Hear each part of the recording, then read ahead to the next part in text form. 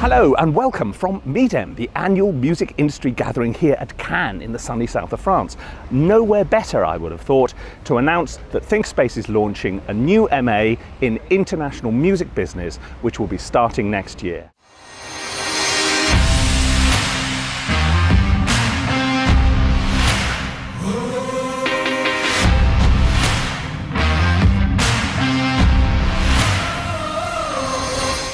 The temptation is to use data, which is really just a rear-view mirror of what you got right in the past, as the means by which you commission new music.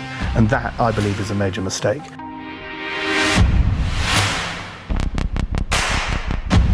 Now, sheet music is not a dying medium, because where sheet music is still enormous is within the schools market. Now they're actually officially licensing. So there's an income stream. And it's bringing in millions of pounds for sheet music.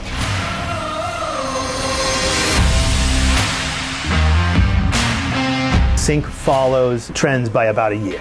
Right. So when somebody from a television show or a film says that they want something fresh and new or something that nobody's ever heard before, what they mean is they want something that sounds about 18 months old.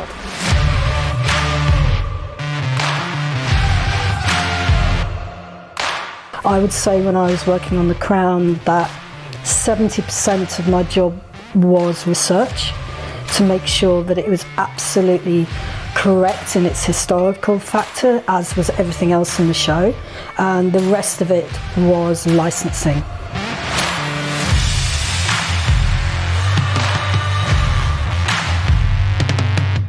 I am a huge fan of education, and so to get promoted, you got to start educating yourself on what this business is doing.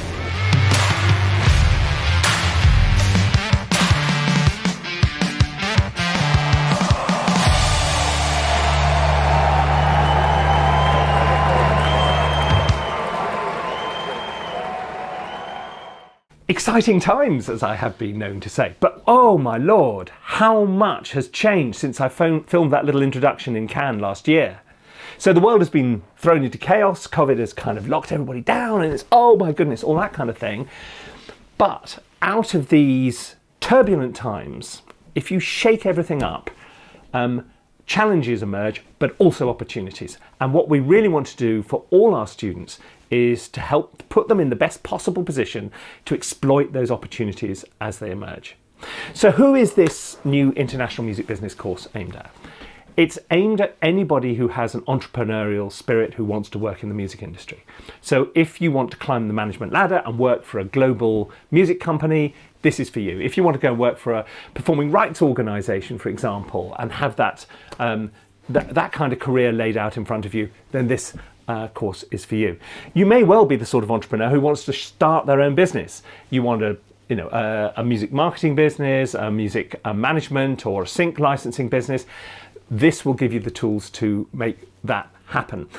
If you are an artist, a songwriter or a composer, you are a business. If you want to make money out of the industry, you are a business, and you need to look at your career just like a business. And so this course is for you as well. What we're going to hope to do is to take our trademark, cutting edge, real world approach involving people who are there making the industry happen right now, combine that with strong theoretical knowledge, the kind of thing which opens doors and gives you insights which allow you to spot both risk and opportunity. So you'll be learning business analysis, you'll be learning strategic theory, things like that, so that you've got a framework to put your ideas on, all fueled by these insights which you'll be getting from people working right at the cutting edge. Speaking of people who are working right at the cutting edge, why don't we meet one or two of the people, all locked down at home, of course, at the moment, who are going to be teaching on this new course. My name's Steve Cusack. I'm a music executive with over 15 years experience. I've headed up global release promotions and marketing for companies such as CD Baby and Sounddrop, which are the world's biggest music distribution for independent artists. I am currently head of artist relations and label relations for Three Tone, which is a record label home to some of the biggest catalogue in the world, such as Amy Winehouse and Jason Derulo, James Bay, and many more. How much has the music industry changed in the last 5 years? A lot is to sum it all up is one word, a lot. But to break that down, things like physical sales obviously died down a long time ago, whilst they're still remaining as quite a niche thing. The downloads crept in. Downloads was sort of a thing for a while, but they've now gone, and it's now all about streaming. The problem is streaming, you require large quantities of streaming to make large amounts of money for an artist and for a company to be successful. So what's important now is the understanding of DSPs, socials, sync, publishing, everything that's around digital landscape. It's really important that you all know the basics, because that is where the future is now. That's where money comes from. It's kind of like somebody emptied the living room and then replaced it with new furniture. You know, that is kind of the music industry now. It's not about how many records you're selling. It's not about sending out several A&Rs to go and buy a load of records to get someone number one in the charts, you know, which we've all heard the tales. It's all about now knowing your digital landscape. It's all about understanding, all about algorithms. It's all about understanding new marketing techniques to reach out to the new, you know, X generation fan base. And a lot of that will ultimately come down to the knowledge of data science at some point as well. So it's funny how things were all about rock and roll back in the day.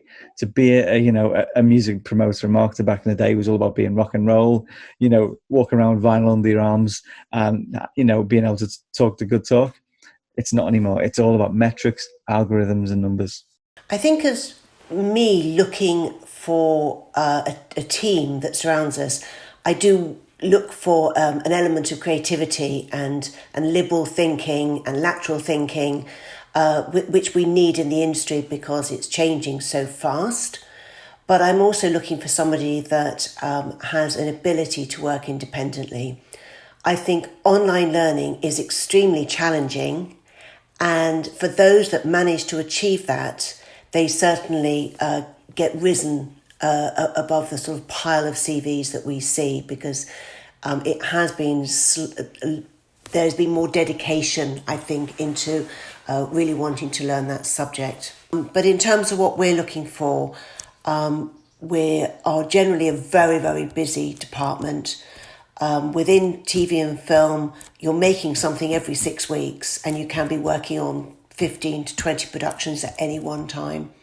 So you do need somebody that has an idea of what rights we need, why we need those rights, and what the implications are for all the team that's involved in creating that music, whether it's score, library music or commercial music. These little insights, factoring these little bits of knowledge in, are absolutely crucial. So I think that sort of advice from people who really know their fields within the music business is something that students on this course would, because everybody is working in the industry still. It's you have this insight. I'd like to add a sense of realism as well.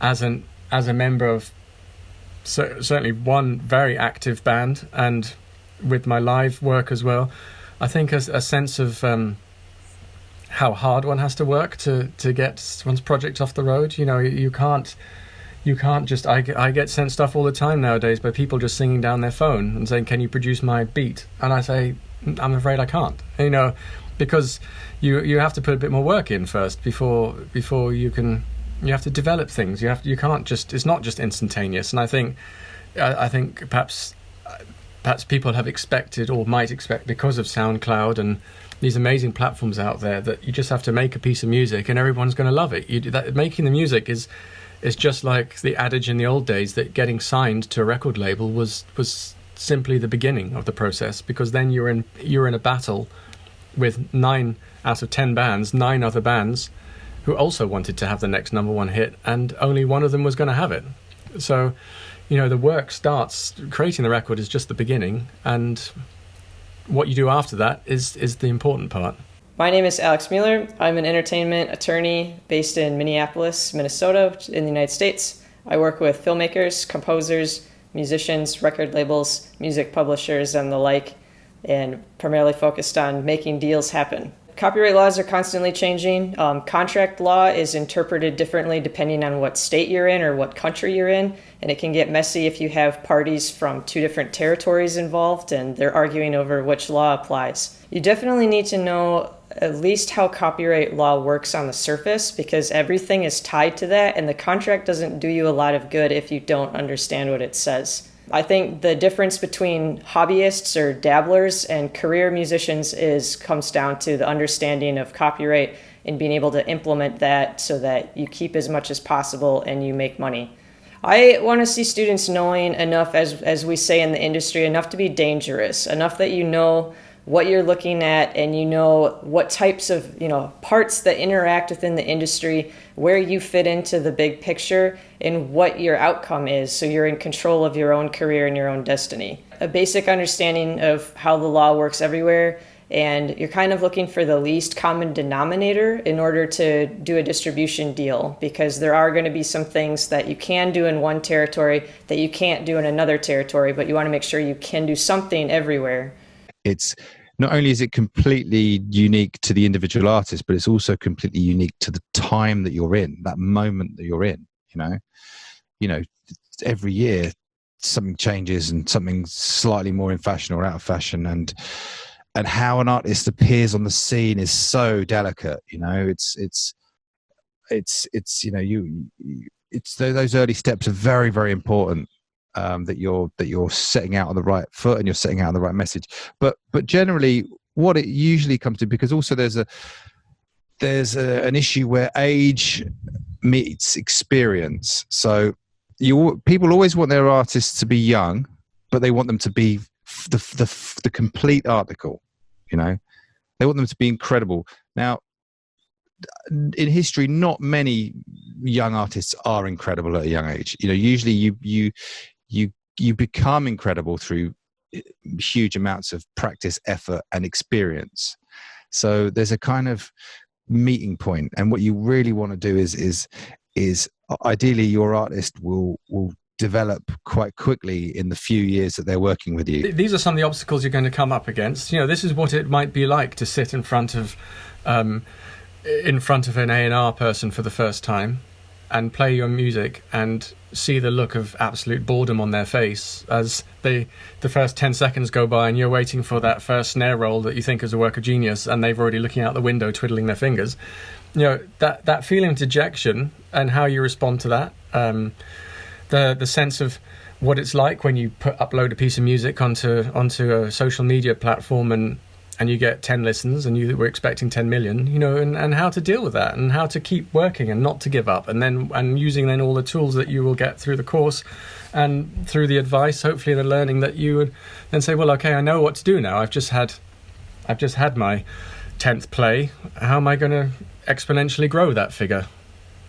So I think that's hopefully I could impart some of that along the way and show actual, from my point of view, I can show actual, case studies as such, because I can say, well, we did this with this song, it grew like that, and then we launched this song and did absolutely nothing, and then we did this one and it did that, and then you can just show people how the difference really.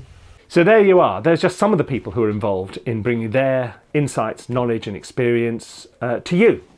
If you are interested in finding out a bit more about this course, then obviously visit the webpage. But please do get in touch and start a little informal conversation. We can find out how we might be able to help you achieve your goals.